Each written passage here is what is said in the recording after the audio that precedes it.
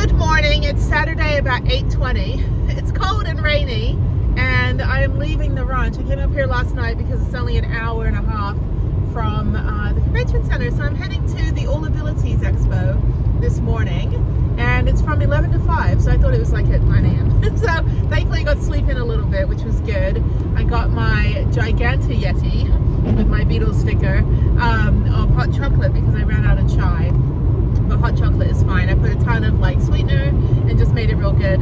Anyway, so yeah, so it's very cold this morning. It's 39 now. It's 39, raining, and I'm in flip-flops so my toes are cold. So anyway, I'll warm up by the time I get there. But yeah, so I've got about 100 and where is it? Oh, okay. I don't want to go this way. I'm gonna turn around. Sorry, I'm gonna turn around and go the other way because I think the other way is. Sorry, the other way is the 45. Okay, for some reason it was sending me the complete wrong way. I don't want to add 10 minutes to my drive. Anyway, what is wrong with my hair this morning? I tried to do it and then it rained and I was like, oh, never mind, no curls. It's okay, it's fine, I'll live. Anyway, so yeah, so I'm just going to drive this other direction. I'm going the wrong way. Go back into town and then go to the 45 freeway, just straight shoot up. And in 106 miles, I'll be there. Be great. I don't know why I just added like 30 extra miles to my drive if I went the country road. I don't want to go the country road because it's raining and it could be icy. It's going to be 21 degrees up in Dallas. We're only an hour and a half away. 100 miles away. It's 15, 20 degrees cooler. I can't speak this morning because I haven't had any chai. I'm only drinking hot chocolate. Anyway, so the All Abilities Expo. It's for 3 days up in Dallas. They have them around the country. I've actually been super excited to go to this. I thought it was next weekend. I didn't realize it was this weekend. So I can only go for 1 day, which is fine. That'll be perfectly enough time to go check out the business hall and all of the seminars, webinars, things that they're doing, the activities. But yeah, I think I'm really more interested in the technology because for Hike Bike Alike, which is my nonprofit if you don't know, I want to see what the technology is because I want to partner with gear companies and technology companies to be able to provide equipment to make the outdoors more accessible. So my nonprofit mostly focuses on veterans with PTSD that are active, that maybe went through some trauma, or anybody that went through trauma or a major accident, or they lost a limb in a car crash, but they used to be a snowboarder and now they want to get back into snowboarding. So basically my friend Jeff that lost a leg in a motorcycle crash 2 years ago had a traumatic brain injury and is still in the hospital. I took care of him for 10 hours a day. My best friend for like 32 years. So I stayed in the hospital with him 10 hours a day last year for 3 months. And I just was surrounded by all these people that were active, you know, motorcycle people, or they were runners, they got hit by cars, you know, and so they want to get back into doing those activities again. I don't know what his status is going to be. Obviously he had a pretty significant injury, a lot of internal injuries, and he's still pretty much bedridden, unfortunately, like somebody that was super active all the time. But in his mind he wants to go camping and he wants to go mountain biking and all that stuff. But I don't know, we don't know what's going to happen, but there are other people that once they recover they want to go snowboarding, but now they have a spine disability or a spine injury, and because of that they need to have a sit ski. Well, sit skis are expensive. Adaptive bikes are expensive, so therefore the outdoors is not accessible for someone that was active, they had trauma, and now they want to go back in there. So I'm trying to bridge that gap by bringing awareness to adventure companies that, you know, disabled adventurers are not liabilities. Some of us have invisible disabilities. I have a spine disability from the Army and I have mobility issues, but you just can't tell. So, but yeah, I need accommodation. I can't lift a bike onto a ski lift. I can't necessarily use my upper body the way that, you know, a fully able-bodied person could. I need a little bit of help. So also if you have sexual trauma, making sure that if you go rock climbing that the instructor puts the harness on you in a sensitive way so that you're not traumatized or that they don't trigger you. So little stuff like that. But you know, the Abilities Expo, I think it'll be great. So we'll go up there and check it out, and yeah, I'll do a little bit of filming. I've got to be very, very mindful about filming because there are people that have disabilities and mobility and privacy, and I don't have, you know, waivers to give to everybody. Hey, you're going to be on my video. If it's in the public space, if it's a wide shot, it's fine, but I'm not going to go up and like zoom in on people's conversations or film somebody that maybe does not, you know, feel comfortable being on camera. But I will try to get as much of the business, the businesses, the booths and everything. I'll try to talk to as many people as I can, and I'll just do some, you know, kind of overview shots. Maybe, I don't know if I can speak to any of the people that set up the whole thing. I don't know, we'll see. I'm just going up there as a civilian, so it's free to go. It's for 3 days. It'll be over by the time this video comes out, but they have them around the country. So even if you're able-bodied, you know, I'm trying to start a buddy system where people that are able-bodied can ride or ski or hike with somebody that has PTSD or a service dog, or you know, is blind or deaf, or you know, has a prosthetic, or has an adaptive bike or adaptive wheelchair, you know, to create an able-bodied buddy system where they can, you know, you can go hike and bike with them, you know, just as a buddy. And you know, so I'm trying to start stuff like that. So that's kind of my goal, is for people that were active in their lives, something happened to them, and then they now want to continue with that, you know, in the new, trying to navigate their new body and still being able to do all the activities they used to love. Because what happens too is it trickles down to the family. So if you're, you know, dad got injured, lost a leg, you know, in combat, dad used to go, you know, skiing, and now the kids can't go because dad's got one leg. Okay, well, we'll figure out how to get dad to go skiing again with his kids. So there's a lot of kind of like second level, third level benefit to making the world more accessible for one person. You make it accessible for their whole family. You know, they don't have to worry about how, you know, how are we going to be a family unit and go out and do things, adventure stuff, you know, how are we going to be able to go camping and hiking and enjoy national parks, and what's going to be accessible, and the whole family has to navigate it too. So how do we make that more accessible? How do we, you know, create this outdoor adventure wonderland? You know, how do we do that? So that's the challenge that I'm willing to take, and that I've been working on for 3.5 years, going around the country to all the national parks and all the state parks and natural areas and adventure stuff. And now I'm taking it to the next level, by now meeting with companies and at the same time raising money. So if you'd like to donate, click on this QR code or this QR code, or go to this website, and it'll be great. So anyway, all right, let me get gas. It's raining. Let me get gas, and then I will talk to you guys when I'm there.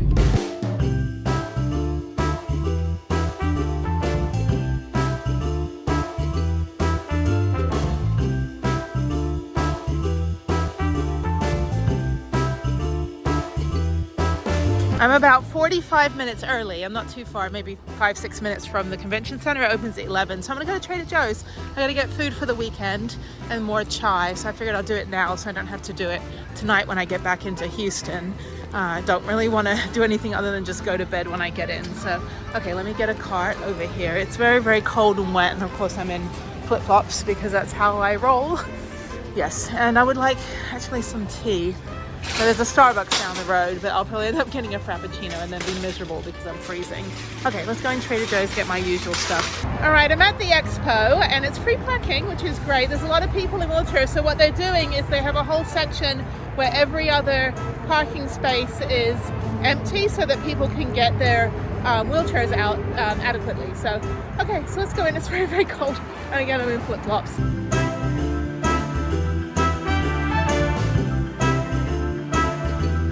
All right, so we're waiting to go in, but they have a van. I wonder if that's an accessible van over there. I don't think it's a van life one, like where you could live in it, but let's go over and take a look. They've got EMTs, interpreters, ASL interpreters. Okay, so that's a mobility van. That's pretty cool. Okay, so we're gonna go in. This is great. All right, cool. They also have loaner scooters if you need one for mobility as well.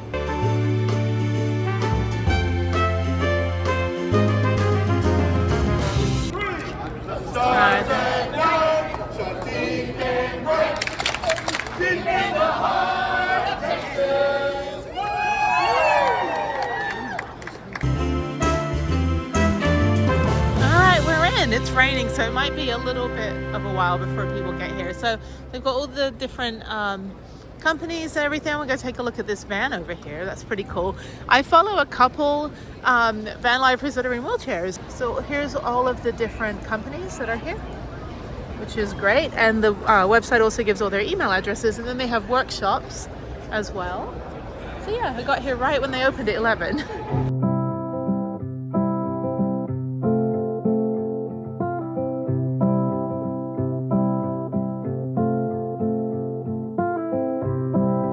About this is that once the lift is folded up, it now has the ability to slide back out of the way, so ambulatory people can go in and out. See, that's helpful, yeah.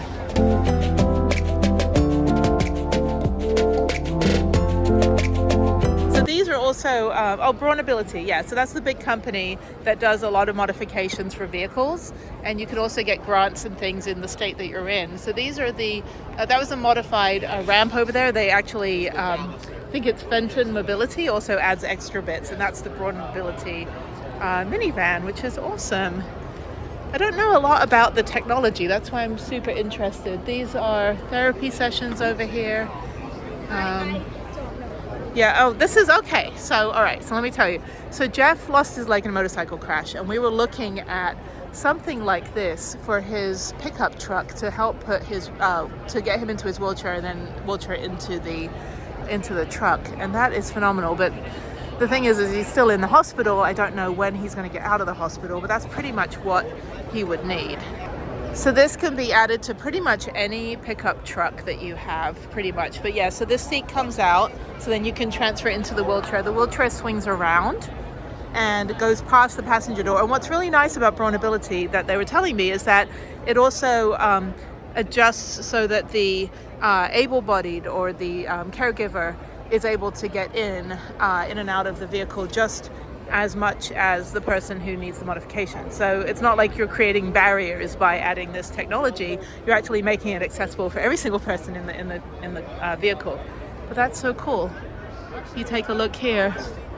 Oh, it's so awesome. And on the passenger side too. That is fantastic. And there's plenty of room in the back for other passengers. Oh, that's great.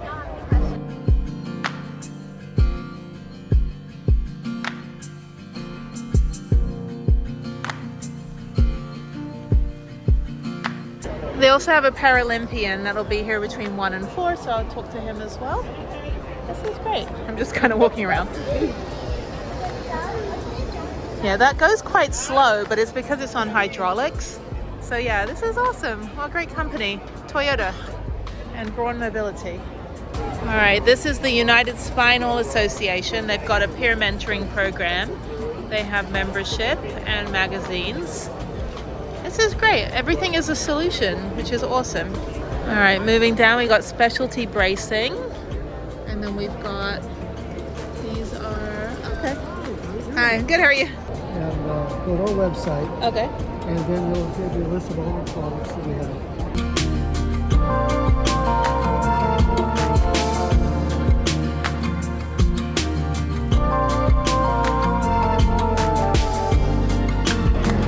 So this is the adaptive climbing wall. And that's super cool. And it's developed by the guy that's in the brown shirt over there. I was just talking with him. So he's out of Truckee, California, Lake Tahoe, and basically has developed this technology. That's so cool. Yeah, he had a rock climbing accident about 40 years ago. And he basically fell about 100 feet at 13,000 feet. So that's why he uses a wheelchair, but he has created this wall and created this experience, which I think is fantastic. So he basically developed all of this. And yeah, that's awesome. All right, now I'm going to look around. We've got the art over here. We've got a sales office. Okay, so now over here they've got the events arena. And let's see what the events they have for today. We have Saturday. Okay, so we've got, let's see, wheelchair seating solutions, disability special needs plan. Okay, so these are the workshops. And then these are the all-day activities. So we've got the Wheelie Babes, Dance and Community, all about service dogs, adaptive golf, wheelchair dance performance and class, sled hockey, that's the one I want to watch, and then a wild dance fitness party. Okay, great. We have the Dallas Wheelchair Tennis Club. And actually, when I went to the Tennis Hall of Fame, they had a section in the museum. There's an episode on Newport, Rhode Island. There's a part of it where they had, they featured the wheelchair tennis champions. Like versus a regular chair. If you played in a regular chair, you could tip over easy. All right, I just talked with the Dallas Adaptive Tennis Program, so I got some information on that. And yeah, they can even provide you a proper adaptive wheelchair on loan if you need one. Yeah, I was talking with the Adaptive Tennis. That's definitely a program that I want to get involved in, whether you can be a volunteer or you can participate. And here's some standing position devices and everything. This is great. I need to use the restroom, so I'm going to go find a restroom and then go do a second lap. This is fantastic. It doesn't look like there's a lot here, but there is actually. The technology, like I said, like these adaptive vans, Vantage Mobility. This is a Toyota. And you can just see how much space is in here. And you can still fit caregivers and family members as well. That's fantastic. And then it just latches in. So once you roll in, you can latch in there. That's awesome. Okay, let me go use the restroom. Oh, and then these go upstairs, which is pretty cool. That's really cool.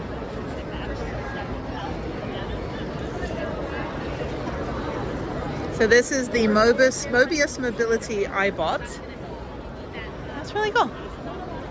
You know, the little things that we take for granted when we're able-bodied, or in my case, you know, I've got a spine disability, but I can still maneuver myself, that we just don't realize, like people that, you know, have wheelchairs, for example, they need to get upstairs.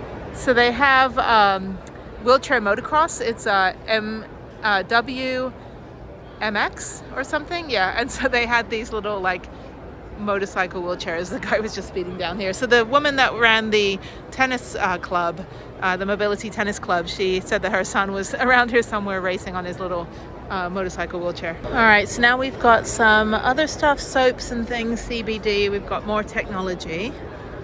We've got chairs of all sizes. And then there's devices to help with standing and disc golf. Okay. I'm not very good at disc golf. I don't think I've ever played it in my entire life. And then we have shoes. Okay, cool. More devices. And then over here we have medical supplies. Okay, so now I'm gonna go over here. Oh, they've got oh, that's cool. Oh, that's awesome. So whether you're going with bumps or cracks, like you're in the door, when you hit that impact, this polymer is going to press, allowing the wheels to go from here to here. It's really cool. This is like the coolest thing. Look at this. Oh, that is awesome. So you can actually like ride your wheelchair like a motorcycle. That is super cool. As long as there's about 6 to 6.5 inches of clearance before the attachment point, we're good to go. All right, so I think you need like 6 inches of ground clearance to be able to put this on a wheelchair, adaptive wheelchair, and or to make your wheelchair adaptable to this device. Sorry, I'm just excited. And yeah, so that's what they're putting over here. They're installing it on the front of the wheelchair so that they're able to ride it like a motorcycle. And apparently this is the first time that it's being shown in the United States. He said this is the first day. So yeah, there's a suspension system, different wheels, and yeah, basically just modifying the wheelchairs so that they can go more places and not just be like, okay, so let me explain. So one of the ladies was telling me that most wheelchairs, especially through insurance, are basically based on in-home care. Okay, they're not really designed to be outdoors. That's an outdoor one, but they're generally not designed to be outdoors. And so because of that, you know, you have to get aftermarket stuff to modify your mobility device so that it can go off-road or off-terrain, that kind of thing. And that's what this is, which I think is awesome and really, really nice looking as well. Really great. But yeah, so that's like adding the wheels on there. That's fantastic. Okay, now I'm getting into the sports area. So let me go down here. There's also Adaptive Dance Company, and then over here is where they're riding the bikes up and down. And like I said, he's modifying it. All right, these are all the adaptive sports, Rise Adaptive Sports. Okay, so I'm gonna go talk to these guys. This is exactly what I want to get involved in for Hike Bike Alike. All right, so we have these wheelchairs over here. So like for tennis and other sports where you have to move quickly from side to side, we've got the adaptive hand cycling. So the generic sports chair, we use that for football and other indoor sports. It could be volleyball, it could be soccer, indoor soccer, basketball. And then we've got the adaptive wheelchairs. Oh, this is cool. Oh, wow. Do you want to go water skiing? That's really cool.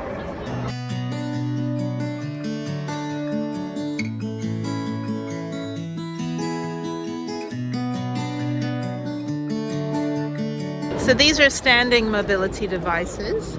And then over here we've got fancy wheelchairs. Those are pretty cool. These ones are remote controlled, so you can like just wheel them around.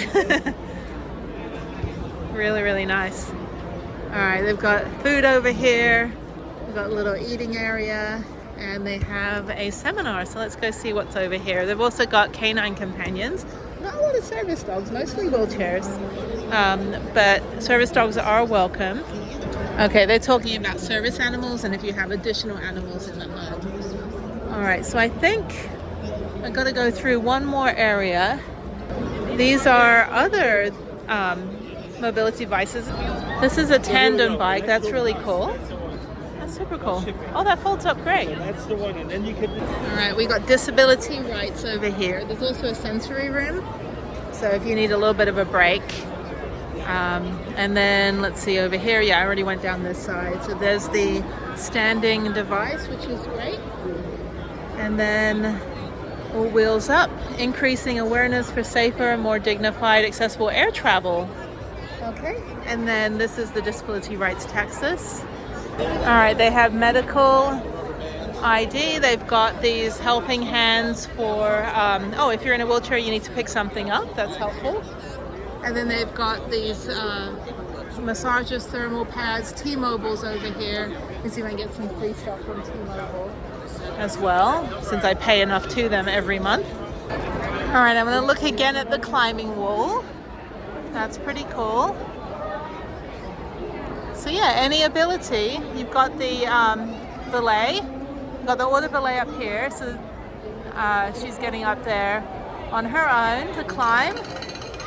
And you got a spotter down there. And then you have a guy with a right prosthetic and then a kid climbing in Crocs. So there you go. That's really cool. Super, super cool. All right, so I think I might be done soon. Don't know where the athlete is. Oh, there he is. Okay.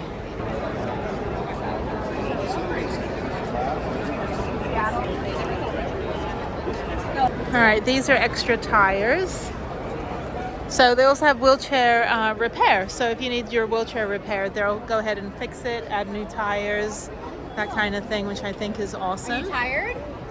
And they're adding other additional like motors and things, which are cool like that. This is great. Okay, I think I'm done. I've been here a couple hours. So I think I'm going to maybe walk around just a little bit more.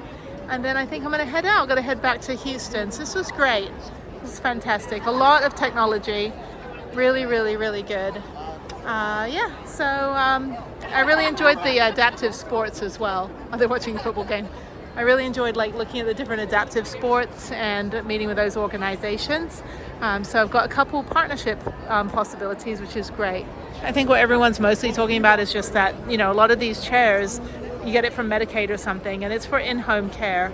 And there's not a lot of ability, you know, to get something from Medicaid that will enable you to do all the life activities that you wanted to do, or that you used to do before you got injured, or that you want to do because your family is doing it, or you just want to do it for yourself. And yeah, the technology is all these companies, third-party aftermarket, and I'm so glad that they're, you know, innovative and creating all of this so that you can do all the things that you want to do, including outdoor adventure. So okay, really, really good. All right, so I'm gonna head out, and that's great. It's getting cold out there, so I'm gonna go get some lunch and then head down into Houston. All right, I'm leaving. I also got a new mobile router. It's not Starlink, but it's almost as good, and T-Mobile gave it to me for free for 14 days. So I'm gonna try it out. If I like it, then it's only $30 a month. So I think the expo was very well done. My first time at something like that.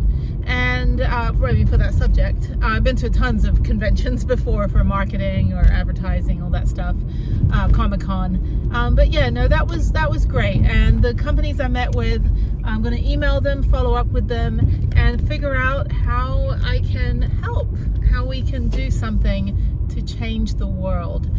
So now I'm leaving. I'm going to leave Dallas. I'm going to get a Starbucks before I leave.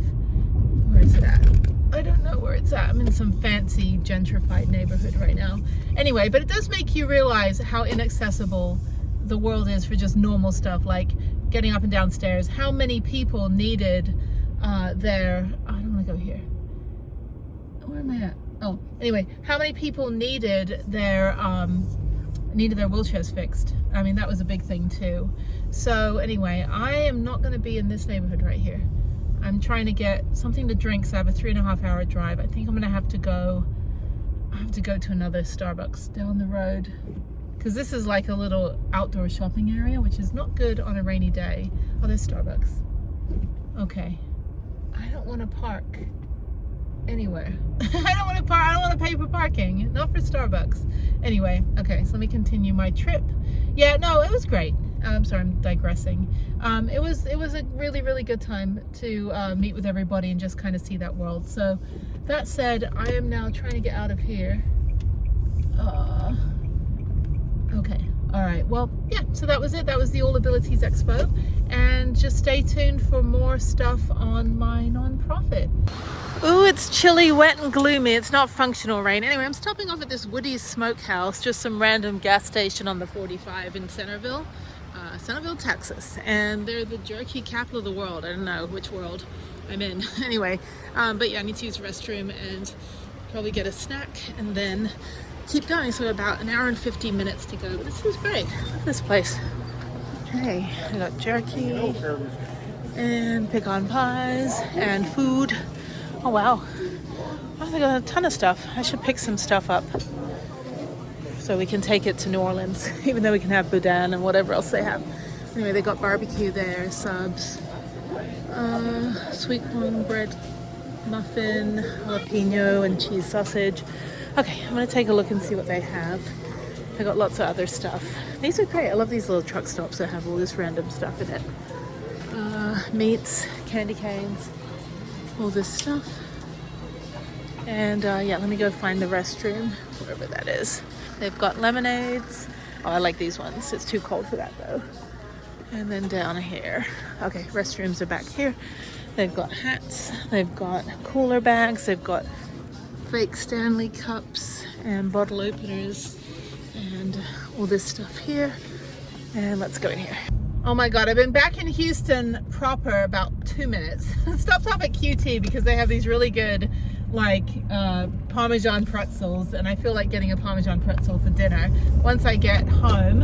Anyway, so I don't know what they're called. I think they're called gas juggers. They're the people that come up to you with the empty gas jug at the gas station and give you the big sob story about how their grandma's dogs, ferrets, cats, neighbor, you know, somehow whatever, and they need like, you know, gas. And most of the time they're like reeking of cigarettes, which I think are $11 a pack, and then they're also like reeking of marijuana. And so these gas juggers will come up to you and just like, you know, and they're real polite and stuff, but I'm like, I'm so sorry, but I really can't help you, because almost every gas station I go to, there's at least one person trying to ask someone to pay for their gas these days. Anyway, I do help some people. Some people I will help, but for the most part, the panhandlers, the ones that are like you know, can you just fill up my gas tank? I'm like, sorry, dude. Like, maybe, I know, like, you know, whatever, not judging you on smoking, but maybe if you don't spend $11 on a pack of cigarettes, you might be able to pay for gas. You know, it's kind of like a little bit of financial planning. But this one guy, he was real polite and everything, and I said, I'm so sorry, sir, but, you know, I can't really help you because every day someone asks me, and he goes, you know what? And then just started yelling obscenities at me. And I was like, great. I said, you know, sir, I understand your plight. However, that's not the way to get help. Like, do not insult, you know, people that just politely tell you, I'm so sorry, but no, I cannot help you today. I already helped 7 other people, which I didn't. But anyway, so then, like, he did the same to another person. And so I went inside to go get my pretzel. I came out. The manager was kicking him out of the gas pump, you know, because apparently, like, he comes there a lot and just tries to get free gas. And, you know, I don't know if he, like, sells the gas because he wanted, like, a little gas jug. And I'm like, dude, like, no. Actually, I'm not even sorry. No, I'm just flat out not freaking helping you. So, but there's always, I mean, I've seen stranded people, but, you know, there are some cars, people have older cars, and generally, like, the gas gauge doesn't work. It doesn't tell you accurately what your gas is. But there are a lot of people that, you know, they make more money by just panhandling. And, you know, there's also, in Houston, we have, there's a group, I don't know, I think they're Roma Gypsies, I'm not sure, but it's an ethnic group of, well, they basically, and there's even a Facebook page to call them out on it, but they stand on the street corner with their entire family, and they're always holding a sign with a baby's picture about how the baby has cancer, and they need your money, and they also need diapers and, you know, this stuff. So when I first moved to Houston back in 2013, I was with my daughter who was about a year old, and I go to Target, and all of a sudden, that, you know, these this whole family sit on the street corner in the Target parking lot, begging for a bunch of stuff. They had a laundry list of everything that they needed. So I thought, oh, so I took, you know, snapped a photo of it without them seeing, went into Target and bought them diapers and formula and all this stuff. Like, I didn't know anything about, like, really what I was getting. I just went by the list. Well, I go and I give it to the family, and the woman throws the diapers back at me, and I'm like, what the hell, woman? And she's like, I want your money. And I'm like, no, I got you what was on your list. Do you want me to get you a Target gift card instead? Like, I literally bought you what was on your list. If you don't want that, don't hold a sign up. But then I went onto Facebook to, like, post about it. Like, I felt really bad for my daughter and me because this woman chucked everything back at us. And they said, yeah, they don't actually need what they're asking for, they just want the money. And so people have followed these families back down to Sugarland or the Woodlands, and they get in their Mercedes and go to their fancy house in the suburbs, and it just turns out that that's just, like, kind of what they do. You know, that's their job, is to basically panhandle. And it, as a new mother, it really, like, not only, like, you know, upset me that, you know, I got, you know, attacked by a bag of diapers, but I felt, like, really angry about it. I was like, wait a minute, like, exploiting your kids? No. Like, having them sit in 100-degree heat under a tarp, you know, in the Target parking lot. But it's common. And so, but you also see, you know, a lot of the career panhandlers, right? So they've got, like, the deck chair, the little, one guy's got a whole Christmas tree thing set up by my old apartment. And, you know, I get it that, like, they have no, you know, that's their last resort. Sometimes you'll get the tweakers, the, you know, the ones that are definitely, like, they just need to, like, get a hit. So, but they're all over Houston. It's an incredibly large homeless population. In Austin, it's different. Like, Austin, they tend to try to remedy the situation. They build shelters where they even allow the people that are at the shelter to sleep outside if they want to, because a lot of the homeless people are more comfortable outside than they are inside. A lot of them have a lot of emotional and mental issues that they're dealing with, schizophrenia or paranoia, things like that. And so, you know, when you don't eat, your brain just turns to mush. And a lot of them, you know, are basically without food, things like that. Anyway, but I just couldn't believe it. But that guy right back there, no, if you know, ask me nicely to help you, I will if I'm able to. If I'm not in a hurry to get home, or I can, you know, stop for a minute, help you. But parking at the gas station with a jug, a bunch of empty jugs, he had a bunch of empty jugs in the back of his car, trying to get gasoline, from every person that pulls up next to you. And when they politely say no, then you call them every name in the book. And he's like, you know what? Shut up, blah, blah, blah. And shut your face, you blah, blah, blah. And I was like, excuse me? Dude, no. There's no way to talk to somebody. So that said, I'm continuing on my trip. I got my pretzel. And yeah, it doesn't happen often. Every couple months I'll get someone that just decides they're going to go ballistic when they don't get their own way from a complete stranger. But I do help. I mean, I run a freaking charity. You know, I do help a lot of people, but I don't pull the oxygen mask off my face and suffocate in order to help someone else. That doesn't make any sense. But if I'm able to, you know, I'll put my money in the right place and help people the right way, not just a panhandler, professional panhandler. And the thing is, like, you know, they'll have a sign that says homeless, blah, blah, blah. Look at the shoes, because if they have immaculate white, you know, Air Jordans, like not a single speck of dirt on their shoes, they're not homeless. And the reason I know this is because I get muddy walking from my front door to my car 10 feet than I would if I was living under any of these freeways. Houston is a very rainy, floody, like floods all the time, muddy town. And there's no way that anybody, homeless or not homeless, has bright white, clean shoes. Not to mention $500, you know, Air Jordans or however much they cost. Anyway, so it's hard because, you know, if you're a good person and you want to help people, but then you get taken advantage of, you kind of have to check yourself for a minute and say, well, do I really want to keep helping people? And the answer is yeah. You just have to be okay with saying no sometimes. And sometimes when you say no, they scream obscenities at you. But I didn't do anything to that guy. All I said was, I'm sorry, I can't pay for your gas today, dude. Or any of your 17 gas canisters in the back of your Cutlass Supreme. So, okay, I'm done for today. It's cold. It's actually 50 degrees down here now. It's not raining, which is good. I gotta sort out all this crap in the back of the car.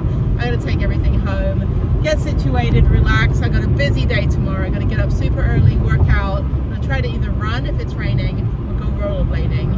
Probably run. I think running would be better. Then I'll be done earlier. And then, yeah, what else? Oh, I've got appointments. I've got 2 appointments tomorrow. Chiropractor, my daughter's 1-year well check, or 12-year well check. She's 12. And then I've got a bunch of other stuff. And I think I'm going to run out to the van and go get a bunch of extra clothes that are in there from my last trip. And I think I'm going to New Orleans. Possibly. We shall see. You will see. I will already know by the time this video comes out whether I went to New Orleans or not. Because I'll probably cut out this part of the video. If I don't go to New Orleans, then this little clip you're watching right now won't exist. It'll just be edited out, and the last thing you'll hear is, he went ballistic on me at the gas station. Bleh. Cut to another scene. But if I do go to New Orleans, then you'll be hearing this as you're hearing right now. Wow, the power of technology. Who knew that video could be so amazing? So, I'm predicting the future right now, that I might go to New Orleans. If I don't go to New Orleans, all you hear is,